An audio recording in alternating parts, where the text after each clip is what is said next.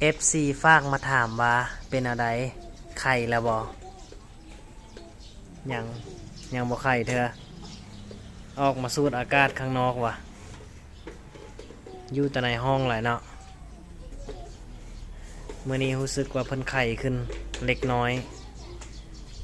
คันเทียบใส่กับเมื่อวานนี้ตอนนี้ก็อยู่ห้องหมอ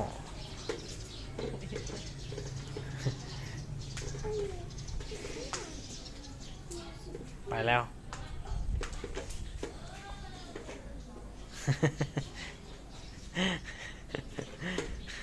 ปวดหัวน้ำสองคนนี้ก็พอปานนั้นละจอมยุ่งเลยอันนี้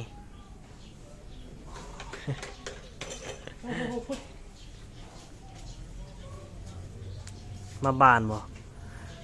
เอ๊ะอินนี้แม่มาบานเกมกิ้งบ่หึจอมยุ่งหนึ่งกับจอมยุ่งสองนี่